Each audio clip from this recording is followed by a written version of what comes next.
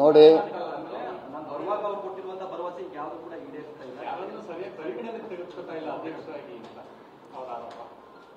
ಸಂಪೂರ್ಣವಾಗಿ ವಿಜಯೇಂದ್ರ ಅವರಿಗೆ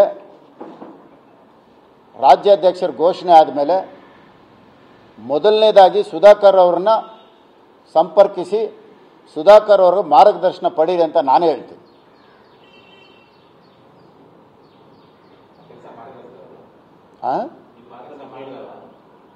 ಯಾವುದು ಅಲ್ಲಲ್ಲ, ಈಗ ರಾಜ್ಯಾಧ್ಯಕ್ಷರು ಘೋಷಣೆ ಆದಮೇಲೆ ಖಂಡಿತವಾಗ್ಲೂ ಸುಧಾಕರ್ ಅವರು ಸಲಹೆ ಪಡೀರಿ ಅಂತ ನಾನೇ ಹೇಳ್ತೀನಿ. ಅವರು ಲೋಕಸಭಾ ಸದಸ್ಯರಿದ್ದಾರೆ, ಸಲಹೆ ಪಡೀರಿ ಅಂತ ನಾನು ಹೇಳ್ತೀನಿ.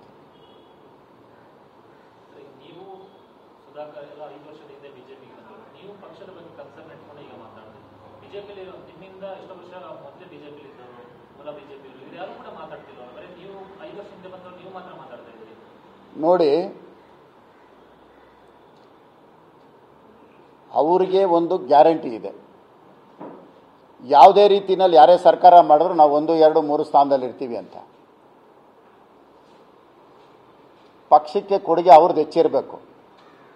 ನಮಗೆ ಕೊಟ್ಟಂಥ ಗೌರವ ಇವತ್ತು ನಾವು ಋಣಿಯಾಗಿ ಕೆಲಸ ಮಾಡ್ತಾ ಇದ್ದೀವಿ.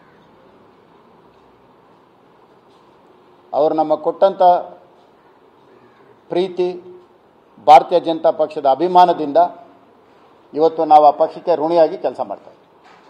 ಕೆಲವರು ಕಾಂಗ್ರೆಸ್ ಬಿಟ್ಟು ಹೋಗ್ತಾರೆ ಅನ್ನುವಂತ ಮಾತನ್ನ ಕೆಲವರು ಕಾಂಗ್ರೆಸ್ ಬಿಟ್ಟು ಹೋಗ್ತಾರೆ. ನೀವು ಯಾವಾಗ 17 ಜನ ಬಂದಿರೋ ಆ ಪೈಕಿ ಕೆಲವರು ಮತ್ತೆ ಕಾಂಗ್ರೆಸ್ಗೆ ಮರಳಿ ಹೋಗ್ತಾರೆ ಅಂತ ಕಾಂಗ್ರೆಸ್ ನಾಯಕರು ಹೇಳ್ತಾ ಇದ್ದಾರೆ. ಮುನಿಯಪ್ಪನವರು ನೆನೆ ಸುಧಾಕರ್ ಮತ್ತಿತರರು ಬರ್ತಾರೆ ನಮ್ಮ ಪಕ್ಷಕ್ಕೆ ಅಂತ ಹೇಳಿದ್ದಾರೆ. ಸುಧಾಕರ್ ಅವರು, ಮುನಿಯಪ್ಪನವರು ಒಂದು ತಾಯಿ ಮಕ್ಕಳಾಗಿ ಹುಟ್ಟಿಲ್ಲ ಅಷ್ಟೇ. ಅವ್ರು ಅಲ್ಲಿರುವಾಗ ಇವ್ರನ್ನ ಕರೆದ್ರು, ಇವ್ರು ಅಲ್ಲಿರುವಾಗ ಇವ್ರು ಅವ್ರನ್ನ ಕರೀತಾವ್ರು. ಅಂಥ ವ್ಯತ್ಯಾಸ ಏನಿಲ್ಲ. ಆದರೆ ಸುಧಾಕರ್ ಅವ್ರಿಗೆ ಮುನಿಯಪ್ಪ ಅವ್ರು ಬೇಕು, ಮುನಿಯಪ್ಪ ಅವ್ರಿಗೆ ಸುಧಾಕರ್ ಬೇಕು.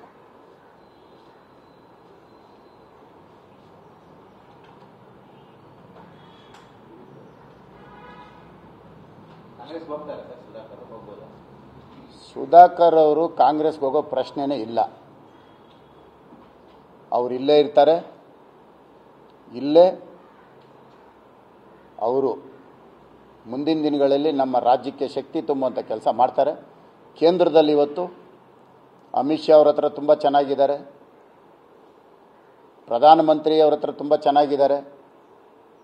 ಹಾಗಾಗಿ ಅವರು ಕೇಂದ್ರದಲ್ಲೇ ಹೆಚ್ಚು ಸಮಯನ ಕೊಡೋಂಥದ್ದು, ರಾಜ್ಯಕ್ಕೆ ಏನು ಬೇಕೋ ಸಲಹೆ ಕೊಡ್ತಾರೆ. ರಾಜ್ಯದಲ್ಲಿ ಎಲ್ಲರನ್ನೂ ಒಟ್ಟಾಗಿ ತೊಗೊಂಡೋಗುತ್ತೆ ಕೆಲಸ ಸುಧಾಕರ್ ಅವ್ರು ಮಾಡ್ತಾರೆ.